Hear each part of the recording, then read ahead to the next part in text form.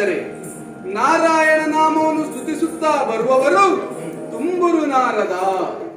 ಬಹಳ ಸಂತೋಷ ಆಯಿತು ಸ್ವಾಮಿ. ಯಾವ ಪರಿಸ್ಥಿತಿಯಲ್ಲೂ ನಿಮ್ಮನ್ನು ನೋಡುವಾಗ ಸಂತೋಷವೇ. ಸಂತೋಷದಲ್ಲಿದ್ದ ವ್ಯಕ್ತಿಗೆ ನಿಮ್ಮ ಆಗಮನವಾಯಿತು ಅಂತ ಸಂತೋಷ ಇಮ್ಮಡಿ ಆಗ್ತದೆ.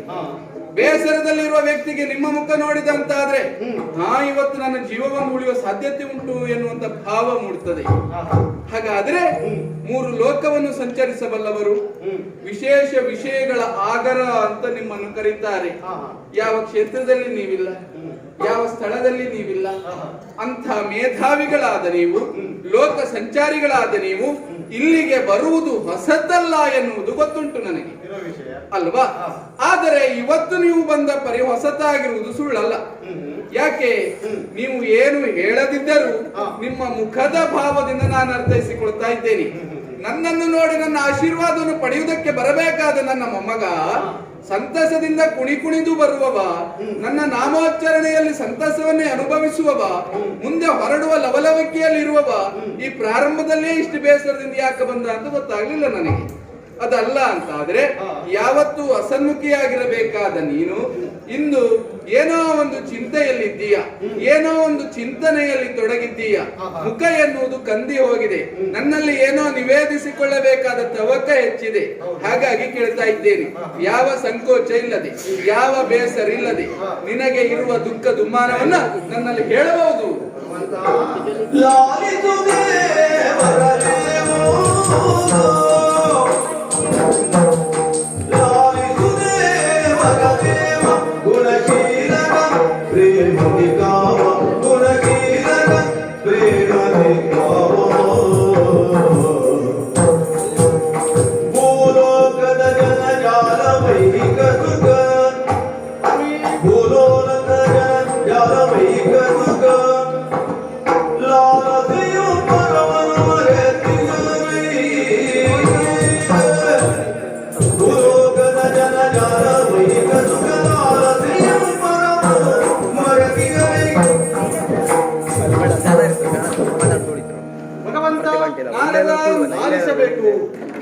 ನನ್ನ ಮಾತನ್ನು ನೀವು ಲಾಲಿಸಬೇಕು. ಖಂಡಿತ.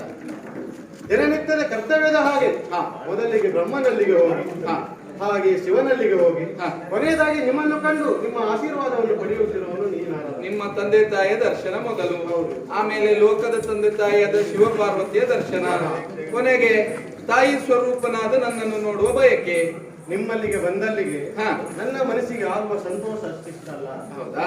ಆದರೂ ಇಂದು ಹಾಗಿಲ್ಲ. ಯಾಕೆ? ಕಾರಣ ಉಂಟು ಭಗವಂತ. ಏನು?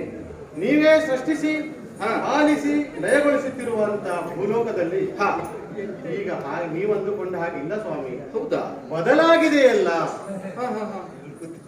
ಬದಲಾವಣೆ ಪ್ರಪಂಚ ಹಾಗೆ, ಬದಲಾವಣೆ ಜಗದ ನಿಯಮ. ಬದಲಾಗಬೇಕು ಬರುವಲ್ವಾ?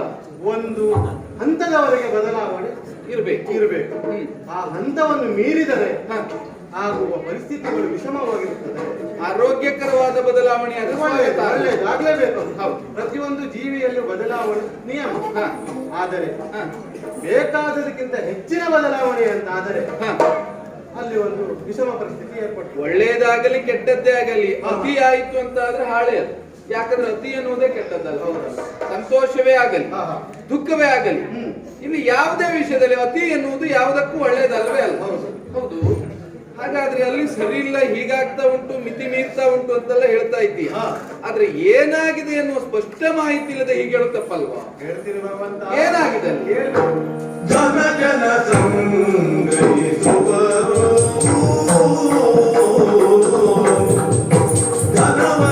ಜನ ಸಂಗ್ರಹಿಸುವರು, ಸುಖವನ್ನು ಪವಿದೆ ಮದ ಮುಖರು, ಸುಖವನ್ನು ಪವಿದೆ ಮದ ಮುಖರು.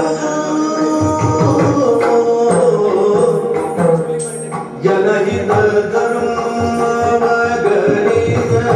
ಮೇಲೆ ಬರು, ಜನಹಿತ ಧರ್ಮಗಳಿಸದೆ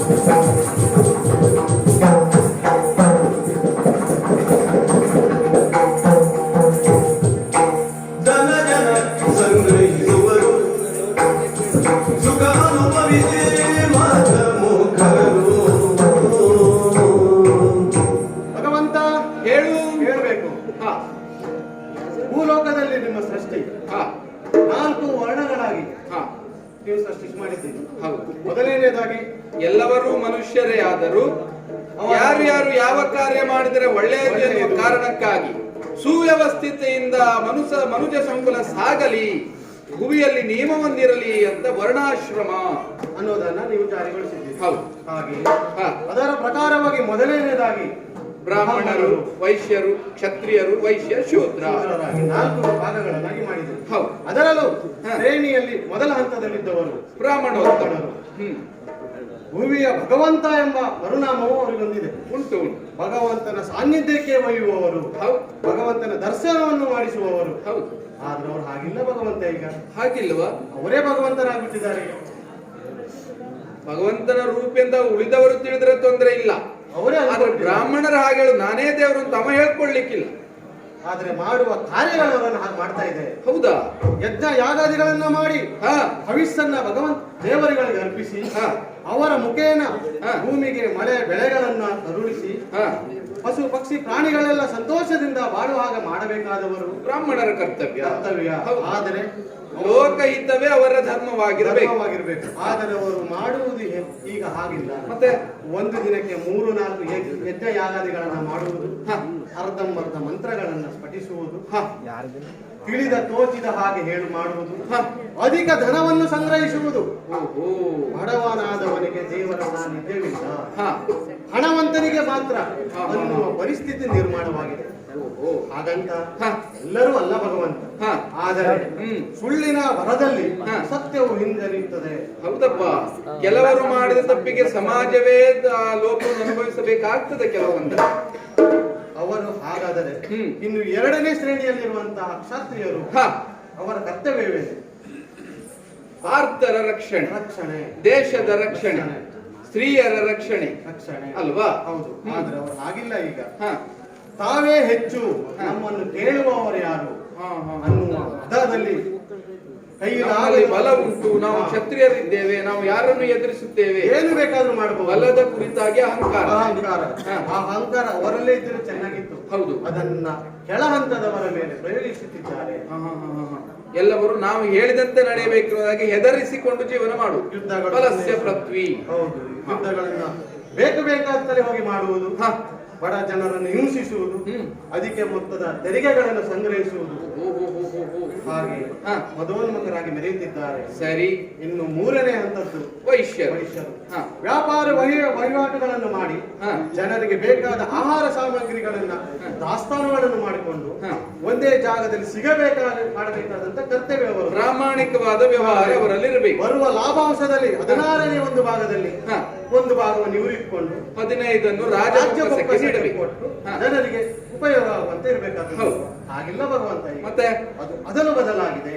ಬದಲು ಅಂದ್ರೆ 16ರಲ್ಲಿ 15 ಇವರಿಗೆ ಒಂದು ರಾಜ್ಯಕ್ಕೆ ಕೊಟ್ಟರು. ಕೆಲವೊಂದು ಒಳ ಮಾರ್ಗದಲ್ಲಿ ಅದು ಇಲ್ಲ. ಹೌದಾ? ನಡೆಯುತ್ತದೆ ಹಾಗೆ ಅನ್ನುವ ಜೀವನ. ಅದಲ್ಲದೆ ಆಹಾರ ಪದಾರ್ಥಗಳನ್ನ ಅಭಾವಗೊಳಿಸಿ ಹೆಚ್ಚಿನ ಮೊತ್ತಕ್ಕೆ ಮಾರಾಟ ಮಾಡುವುದು. ನಮ್ಮಲ್ಲಿ ಇಂದಿಲ್ಲ, ನಾಳೆ ಬನ್ನಿ ಅನ್ನುವ ಮೊದಲೇ ಶೇಖರಿಸಿಟ್ಟುಕೊಳ್ಳುವುದು. ಆ ವಸ್ತು ಇಲ್ಲ ಅಂತ ಭಾವ ಇವರೇ ಸೃಷ್ಟಿ ಮಾಡುವುದು. ಆಮೇಲೆ ಹೆಚ್ಚಿನ ಬೆಲೆಗೆ ಅದನ್ನು ಇವರೇ ಮಾರುವುದು. ನಾಳೆ ಬನ್ನಿ ಇಲ್ಲ ಸತಾಯಿಸುವುದು.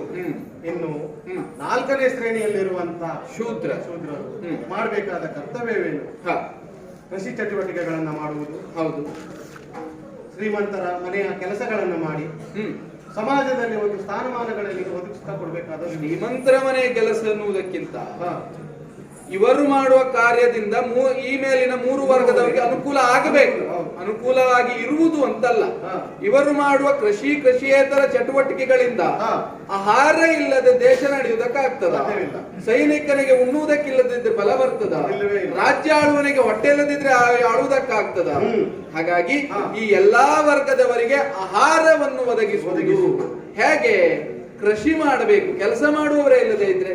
ಹಾಗಾಗಿ ಅವರು ಆ ವಿಭಾಗದಲ್ಲಿ 3 ಹಂತದವರಿಗೆ ಅನುಕೂಲಕರಾಗಿರುವುದು. ಆದ್ರೆ ಹಾಗಿಲ್ಲ ಭಗವಂತ. ಮತ್ತೆ ಕೃಷಿ ಭೂಮಿಗಳು ಬಾಳು ಬಿದ್ದಿವೆ. ಮೈ ಮುರಿದು ಕೆಲಸ ಇಲ್ಲ.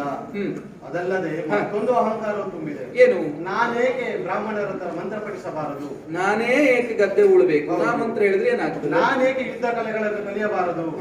ನಾನೇಕೆ ವ್ಯಾಪಾರ ವಹಿವಾಟುಗಳನ್ನ ಮಾಡಬಾರದು?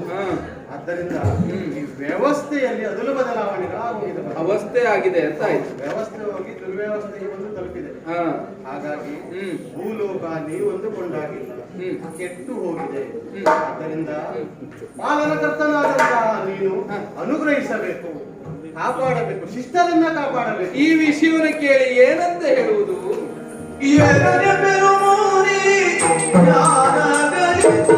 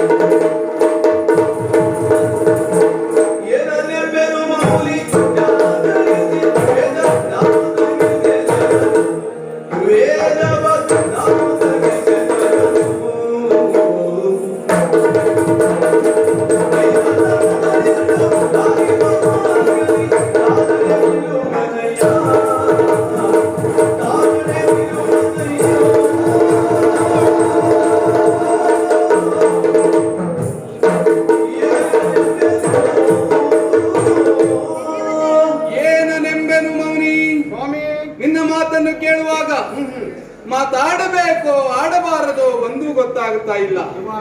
ನಗುವುದೋ ಅಳುವುದೋ ಎನ್ನುವ ಪ್ರಶ್ನೆ ಉಂಟಾಗ್ತಾ ಇದೆ. ಹಾಗಾದರೆ ವ್ಯವಸ್ಥಿತವಾಗಿ ಸಾಗಲಿ ಅಂತ ಆಶಿಸುವ ನಮಗೆ ಇಂಥದೊಂದು ವಿಷಯ ಆಘಾತಕಾರಿಯೇ ಹೌದು. ಮನುಷ್ಯರೆಲ್ಲ ಹೀಗೆ ಮಾಡ್ತಾ ಇದ್ದಾರೆ ದೇವರೇ, ಯಾಕೆ ನೀನು ನೋಡಿಯೂ ಸುಮ್ಮನಿದ್ದೀಯಾ ಅಲ್ವೇ?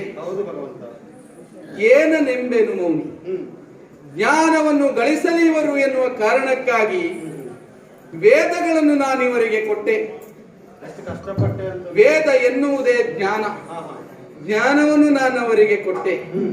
ಆದರೆ ಪುನಃ ಅದು ರಕ್ಕಸನಿಂದ ಅಪಹರಿತವಾದಾಗ ಅವನನ್ನು ಕೊಂದು ಮತ್ತೆ ನಾನು ಅವರಿಗೆ ಪುನಃ ಒದಗಿಸಿದೆ ಅಲ್ವಾ? ವೇದವನ್ನು ಉದ್ಧರಿಸುವುದಕ್ಕೆ ಮತ್ಸ್ಯಾವತಾರವನ್ನು ತಾಳಿದವ ನಾನಿಷ್ಟು ಶ್ರಮ ವಹಿಸಿದ್ದು ಯಾಕೆ? ನನಗೊಂದು ಮೀನಿನ ವೇಷ ಹಾಕುವಂತ ಹಂಬಲ ಇತ್ತ? ಅಲ್ಲ, ಲೋಕಕ್ಕೆ ಒಳಿತಾಗಬೇಕೆನ್ನುವುದೇ ಅಲ್ವೇ. ಆದರೆ ಅದರ ಅಧ್ಯಯನದಿಂದ ಜ್ಞಾನವನ್ನು ಬೆಳೆಸಿಕೊಂಡು ಆ ಮುಖೇನವಾಗಿ ತಾಕಲಿತ ವಿದ್ಯೆಯಿಂದ ತನಗಿದ್ದ ಜ್ಞಾನದಿಂದ ಇನ್ನೊಬ್ಬರಿಗೆ ಉಪದೇಶವನ್ನು ಮಾಡಿ ಅವರು ಸರಿದಾರಿಯಲ್ಲಿ ನಡೆಯುವಂತೆ ಪ್ರಯತ್ನಿಸುತ್ತಾ ಸಹಕಾರ ಭಾವನೆಯಿಂದ ಎಲ್ಲವರು ಸಾಗಬೇಕಾಗಿತ್ತು. ಆದರೆ ಹೀನ ಮಾರ್ಗವನ್ನು ಹಿಡಿಯುತ್ತಾ ಇದ್ದಾರೆ. ಹಾನಿಯನ್ನು ಅನುಭವಿಸುವಂತ ಮಾರ್ಗದಲ್ಲಿ ಇವರು ಸಾಗುತ್ತಾ ಇದ್ದಾರೆ. ಅವರವರ ಹಾನಿಗೆ ಅವರವರೇ ಕಾರಣಕ್ಕಿದ್ದಾರೆ. ಸಿಗುವ ಕ್ಷಣಿಕ ಸುಖವನ್ನೇ ಶಾಶ್ವತ ಎನ್ನುವುದಾಗಿ ವಿಷಯ ಸುಖದ ಕಡೆಗೆ ಇವರು ಮನ ಮಾಡಿ ಸಾಗುತ್ತಾ ಇದ್ದಾರೆ. ಎಲ್ಲವರಿಗೆ ಆಕ್ಷೇಪ ಮಾಡುವುದು ಅವ ಸರಿ ಇಲ್ಲ ಅಂತ, ಇವ ಮಾಡುವುದು ಅದೇ ತಪ್ಪೇ. ಎಲ್ಲವರು ಅವರ ಕಡೆ ಬೆರಳು ಮಾಡಿ ತೋರಿಸುವುದು ಬಿಟ್ಟು ನಾನೆಷ್ಟು ಸರಿ ಎನ್ನುವ ವಿಮರ್ಶೆಗೆ ಯಾರು ಹೋಗ್ತಾ ಇಲ್ಲ. ನಾನು ಮಾಡಿದ್ದೆ ಸರಿ ಎನ್ನುವ ಭಾವ ಬಂದಿದೆ ಅಲ್ವಾ? ತಾನು ತನಗಾಗಿ, ತನ್ನಿಂದ ನನ್ನ ಮಕ್ಕಳು, ನನ್ನ ಹೆಂಡತಿ, ನನ್ನ ಸಂಸಾರ ನಾವಿದ್ರೆ ನಾವು ಉಳಿಯುವುದಕ್ಕಾಗಿ ಇನ್ನೊಬ್ಬರನ್ನು ತೆಗೆಯುವುದಕ್ಕೂ ಸಿದ್ಧವಾಗಿದ್ದಾರೆ ಮನುಷ್ಯರು. ರಕ್ಕಸರಿಗೂ ವ್ಯತ್ಯಾಸ ಉಳಿಯಿದೆ ಅಲ್ವಾ?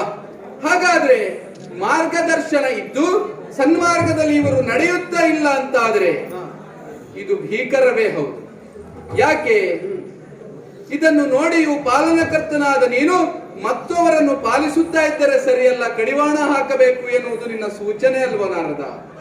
ಹಾಗಾದ್ರೆ ಈ ಕುರಿತಾಗಿ ಅವರನ್ನು ಪಾಲಿಸುವ ನಿನಗೆ ಖಂಡಿಸುವ ಅಧಿಕಾರವೂ ಉಂಟು. ಖಂಡಿತವಾಗಿ ಅವರನ್ನು ನಿಯಂತ್ರಿಸಬೇಕು. ಇದೇ ಶಬ್ದ ಪ್ರಯೋಗ ಅಲ್ವ ನಿನ್ನದ್ದು? ನಿಯಂತ್ರಿಸಬೇಕು ಅಂತ ಆದ್ರೆ ಈ ಬಂಡಿಯ ವೇಗ ಹೇಗುಂಟು, ಅಧರ್ಮದ ಬಂಡಿಯ ವೇಗ ಹೇಗೆ ಸಾಗ್ತಾ ಇದೆ ಗೊತ್ತುಂಟ?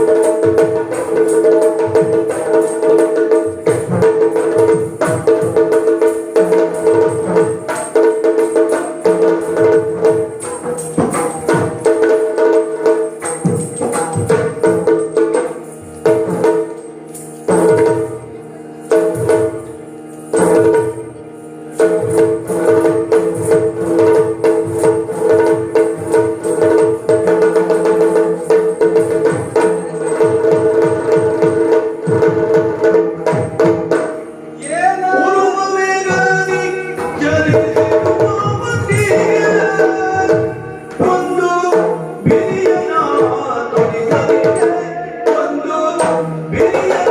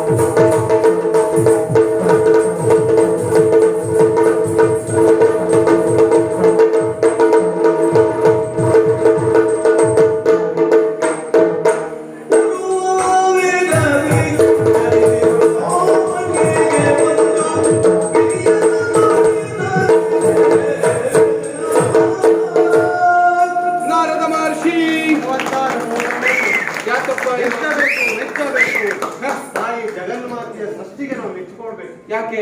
ಯಾಕೆ ಹ. ನಾನು ಬಂದ ಕಾರಣ ಏನು? ಹ, ನೋವಿನ ವಿಷಯ ಹೊತ್ತು ತಂದವನು. ಹೌದು. ಇದೇ ವಿಷಯವನ್ನು ಬ್ರಹ್ಮನಲ್ಲಿಗೆ ಹೇಳಿದರೆ ಹ. ಜಪದಿಂದ ಹೊರ ಬರುವವನು. ಆಹಾ. ಈಶ್ವರನಲ್ಲಿಗೆ ಹರನಲ್ಲಿಗೆ ಹೋಗಿ ಹೇಳಿದ್ರೆ ಹ. ಪೂರಿಯ ಕಣ್ಣನ್ನು ಬಿಟ್ಟು ಇದ್ದವರು ಹೋಗ್ತಾರೆ. ಇದ್ದರು ಹೋಗ್ತಾರೆ. ಆದರೆ ನಿನ್ನಲ್ಲಿಗೆ ಬಂದಾಗ ಮಾತ್ರ ಈ ಸೌಭಾಗ್ಯಗಳನ್ನೆಲ್ಲ ನಾವು ನೋಡ್ಬೋದು. ಹೌದಾ? ಏನು ನಿನ್ನ ನೃತ್ಯ ಹ, ಮೆಚ್ಚಬೇಕು. ಹ. ತಾಯಿಯ ಜಗನ್ಮಾತೆಯ ಸೃಷ್ಟಿ ಹ. ಹೀಗೂ ಇರ್ತದಲ್ವಾ? ಅಲ್ಲ, ಹ. ನಿಜ ಹೇಳ್ಬೇಕಾ? ಹ್ಮ್. ನನ್ನಷ್ಟಕ್ಕೆ ನಾನೇ ಇಷ್ಟು ಕುಣಿಯುವುದಿತ್ತ? ಹ. ನಾನಿಷ್ಟು ಕುಣಿದಿದ್ದೇನೆ ಅಂತ ಆದ್ರೆ ಕಾರಣ ನೀವು ನಿಮ್ಮ ಅನುಗ್ರಹವೇ ನನ್ನ ಅಲ್ವಾ? ಆಗ್ಲಿ, ನೀವೊಂದು ಬಂದು ಹ, ಹ. ನೋಡು ವಿಷ್ಣು ಹೀಗಂತ ಹೇಳದಿದ್ರೆ ಹಾ. ನನ್ನ ಹಾರಾಟ ಇತ್ತ?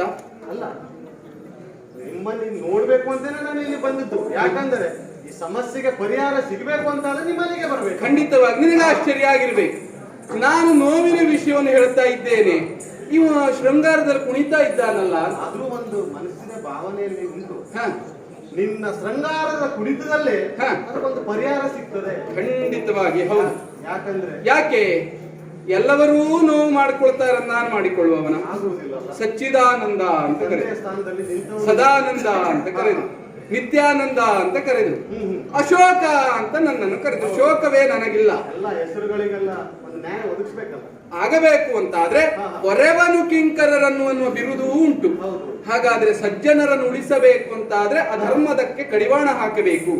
ಆದರೆ ನೀನು ಹೇಳುವ ವಿಷಯವನ್ನು ಅವಲೋಕಿಸಿದಾಗ ಇದು ಕೈಮೀರಿ ಹೋಗಿದೆ ಅಂತ ನನಗೆ ಅರ್ಥ ಆಗ್ತಾ ಉಂಟು. ಅದು ನಮ್ಮ ಧೈರ್ಯ ಯಾಕೆ ಗೊತ್ತಲ್ವ? ಹ, ಸೃಷ್ಟಿಸುವ ಗುಣವೂ ನಿನ್ನಲ್ಲುಂಟು, ಪಾಲನೆಯೂ ನಿನ್ನಲ್ಲುಂಟು. ತಪ್ಪಿದರೆ ಸಂದರ್ಭ ಬಂತು ಅಂತಾದ್ರೆ ಲಯಗೊಳಿಸುವುದು. ಲಯಗೊಳಿಸುವ ಇದು ನಿನ್ನಲ್ಲುಂಟು ಅಂತ. ಈಗ ಹೇಗಾಗಿದ್ದ ಸಂದರ್ಭ ಗೊತ್ತುಂಟಾ? ಸಣ್ಣ ಕಿಡಿಗೆ ಗಾಳಿ ಬೀಸಿ ಅದು ಧಾವಾಗ್ನಿಯಾಗಿ ಕಾಡ್ಗಿಚ್ಚಾಗಿ ಲೋಕವನ್ನೇ ಸುಡುವ ಹಂತಕ್ಕೆ ಹೋಗಿದೆ. ಬೆಂಕಿ ಹಬ್ಬುವುದಕ್ಕೆ ಪ್ರಾರಂಭ ಆಯಿತು ಅಂತ ಆದ್ರೆ ಯಾರಿಂದಾದ್ರೂ ಅದಕ್ಕೆ ಕಡಿವಾಣ ಹಾಕುವುದಕ್ಕೆ ಆಗುತ್ತದ? ಬದುಕಿದವರೇ ಕಷ್ಟ ಅಲ್ವಾ? ಅದು ಹರಡುವ ವೇಗವು ಹೆಚ್ಚು. ಅದಕ್ಕೆ ಬಿರುಗಾಳಿಯೂ ಸೇರಿತು ಅಂತ ಆದ್ರೆ ಮತ್ತೆ ಮನುಷ್ಯನಾದವನ ಅಥವಾ ಇನ್ಯಾರು ಅದನ್ನು ನಿಗ್ರಹಿಸುವ ಸಾಮರ್ಥ್ಯ ಹೊಂದಿದವನ? ಹಾಗೆ ಅಷ್ಟು ವೇಗವಾಗಿ ಅಧರ್ಮ ಅನ್ಯಾಯ ಎನ್ನುವಂತಹ ಮಾನವ ಏರಿದ ಬಂಡಿ ಇಳಿಜಾರಿನಲ್ಲಿ ವೇಗವಾಗಿ ಸಾಗುತ್ತಾ ಇದೆ. ಇಳಿಜಾರಿನಲ್ಲಿ ನಿಯಂತ್ರಣ ತಪ್ಪಿ ಸಾಗುವಂತ ಬಂಡಿಗೆ ಮುಂದೆ ಗತಿಯೇನು ಹೇಳು? ಕಂದಕದಲ್ಲಿ ಬಿದ್ದು ಅದು ಪುಡಿಯಾಗುವುದಲ್ಲದೆ ಇದ್ದವರು ಪ್ರಾಣವನ್ನು ಕಳೆದುಕೊಳ್ಳಬೇಕಾಗ್ತದೆ ಅಲ್ವಾ? ಭೂಲೋಕವೇ ನಶಿಸಿ ಹೋಗುವ ಹಾಳಾಗುವಂತ ಸಂದರ್ಭ ಇದು, ಸತ್ಯ ಹೌದು. ಆದರೆ ಆ ಬಂಡಿಗೆ ವೇಗ ನಿಯಂತ್ರಣವೊಂದನ್ನು ಕೊಡಿಸಿದರೆ ಅಲ್ವಾ?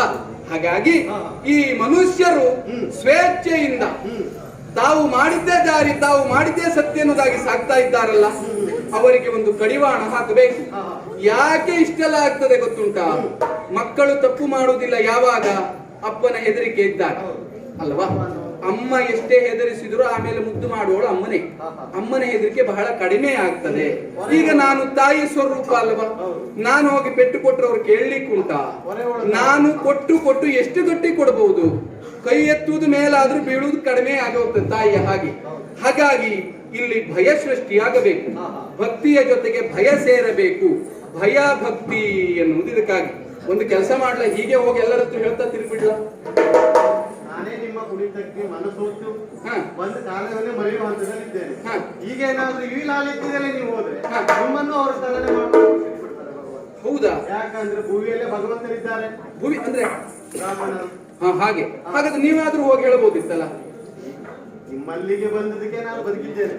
ಹಾಗೆ ನಾನು ಹೋದ್ರೆ ನನ್ನ ಹಾಗೆ ವೇಷ ಮಾಡೋರು ಬಹಳ ಜನ ಇದ್ದಾರೆ ಅಲ್ಲಿ. ಪ್ರತಿ ಮನೆಯಲ್ಲೂ ನಾರದಿದ್ದಾರೆ. ಎಲ್ಲ ಮನೆಯಲ್ಲೂ ಒಬ್ಬೊಬ್ರು ನಾರದಿದ್ದಾರೆ. ವಿಷಯಕ್ಕೆ ಸಂಬಂಧಪಟ್ಟ ಹಾಗೆ ಬೇರೆ ಬೇರೆ ತರ ಅಲ್ವಾ? ಯಾಕೆ ಹೇಳಿ? ವೇಷ ಮಾಡುವುದು ಸುಲಭ, ಕಾವಿ ತೊಟ್ಟರಾಯ್ತು, ತುಂಬರು ಹಿಡಿದ್ರಾಯ್ತು ಅಲ್ವಾ? ಬಹಳ ಖರ್ಚಿಲ್ಲದೆ ಬಹಳ ದುಡಿಯಬಹುದು, ಅದು ವೇಷ. ಹಾಗೆ ಈಗ ನಾನು ಹೋದ್ರು ನನ್ನದು ವೇಷವೇ ಆಗ್ತದೆ ಬಿಟ್ರೆ ಇವು ಹೊರಿಯೇ ಬಂದಿದ್ದಾನಂತ ಯಾರೂ ಒಪ್ಪಿಕೊಳ್ಳಿಕ್ಕಿಲ್ಲ. ಅಲ್ಲಿ ಬೇಕಾದಷ್ಟು ಹೊರಿ ರೆಡಿ ಆಗ್ತಾರೆ. ಯಾವ ತಂಡದವನು ನೀನು ಕೇಳ್ತಾರಲ್ವಾ? ಹಾಗಾಗಲ್ಲ. ನಾನು ಹೋಗುವುದು ಬೇಡ, ನೀನು ಹೋಗುವುದು ಬೇಡ. ಹಾಗಾದ್ರೆ ಹೋಗುವವರು ಯಾರು? ಅವರ ಕರ್ಮಕ್ಕೆ ಸರಿಯಾದ ಅಳತೆಯ ಫಲವನ್ನು ಕೊಡುವವ ಬೇಕು. ಒಬ್ಬ ಭಯೋತ್ಪಾದಕರ ಸೃಷ್ಟಿಯಾಗಬೇಕು. ಖಂಡಿತ.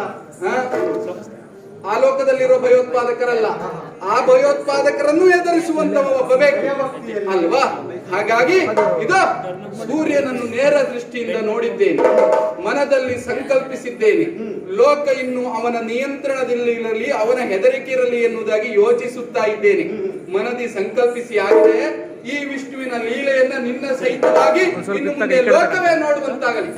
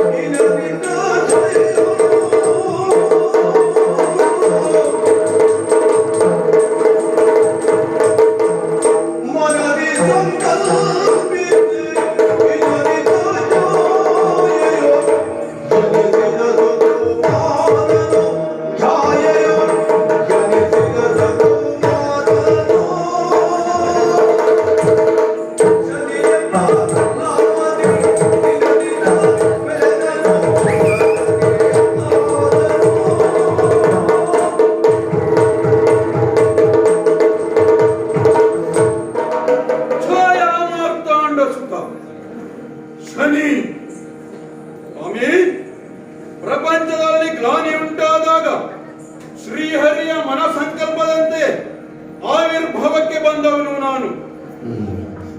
ಏನು ಪ್ರಪಂಚದಲ್ಲಿ ಭಕ್ತಿಯ ಪರಾಕಾಷ್ಠೆ ಎನ್ನುವುದು ಕಡಿಮೆಯಾಗುತ್ತಾ ಹೋದಾಗ ಜನರು ನಿರ್ಭೀತಿಯಿಂದ ಹಂಚಲಿರುತ್ತಿರುವಂತಹ ಸಂದರ್ಭ, ಜನರಲ್ಲಿ ಭೀತಿಯೇ ಇಲ್ಲದಂತೆ ನಾನಾ ಕಾರ್ಯಗಳಲ್ಲಿ ತೊಡಗಿರುವಂತಹ ಸಂದರ್ಭ, ಹರಿಯ ಯೋಚನೆಯಿಂದ ನಾನು ಈ ಪ್ರಪಂಚಕ್ಕೆ ಆವಿರ್ಭಾವಕ್ಕೆ ಬಂದೆ.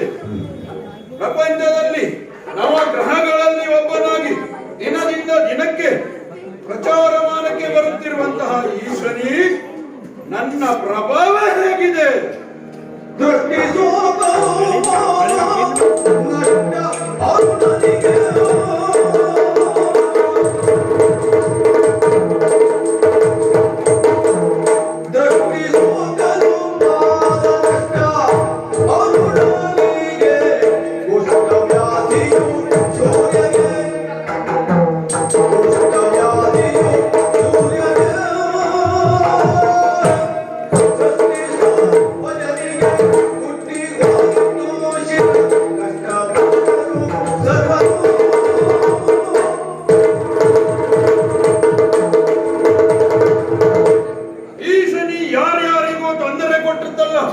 ಯಾರ್ಯಾರಿಗೂ ಬುದ್ಧಿಗಳಿಸುತ್ತಲ್ಲ, ಕೊಟ್ಟಿದ ತಕ್ಷಣವೇ ನನ್ನ ತಂದೆ ಆಗಿರುವಂತಹ ಸೂರ್ಯದೇವನಿಂದ ನೇರವಾಗಿ ದೃಷ್ಟಿಯನ್ನು ತಾಗಿಸಿದ ಕ್ಷಣದಲ್ಲಿ ಕುಷ್ಠ ರೋಗ ಪ್ರಾಪ್ತಿ ಅಂದ ಹೊಂದಿದ. ಅಷ್ಟೇ ಅಲ್ಲ, ಅವನ ಸಾರಥಿಯಾಗಿರುವಂತಹ ಅರುಣ ಹಳವನಾಗಿ ಹೋದ. ಒಂದೇ ಎರಡೇ ಆ ಕುದುರೆಗಳು ಕಣ್ಣುಗಳು ಮಂಜಾಗಿ ಹೋದವು. ಇಲ್ಲಿಗೆ ಮುಗಿಯಿದೆ ಶನಿಯ ಪ್ರಭಾವ. ಮೂರು ಲೋಕದಲ್ಲಿಯೂ ಸಂಚರಿಸುತ್ತ ನಾನು ಇರುವಂತಹ ಸಂದರ್ಭ ದೇವಲೋಕದಲ್ಲಿ ನನ್ನ ದೃಷ್ಟಿಯನ್ನು ಬೀರಿದೆ. ಅಲ್ಲಿರುವಂತಹ ಬ್ರಹ್ಮನಿಗೆ ನನ್ನ ಕ್ರೂರ ದೃಷ್ಟಿಯ ಪ್ರಭಾವ. ಇಲ್ಲಿಗೆ ಮುಗಿಯುತ್ತೆ ಶನಿಯ ಕಾಟ, ಶನಿಯ ಬುದ್ಧಿಗಳಿಸುವಿಕೆ ಇಲ್ಲಿಗೆ ಮುಗಿಯುತ್ತೆ. ಸಾಧ್ಯವಿಲ್ಲ. ಯಾರಲ್ಲಿ ಹೋಗಬೇಕು? ಯಾರಲ್ಲಿ ಹೋಗಬೇಕು? ದೊಡ್ಡವರನ್ನೇ ಕಾಣಬೇಕು. ಈಗ ಸಿರಿಯರಸನ ಬಳಿ ಹೋಗುವುದೋ? ಸಿರಿಯರಸನ ಬಳಿ ಸರಿಯಲಾರೆನೋ.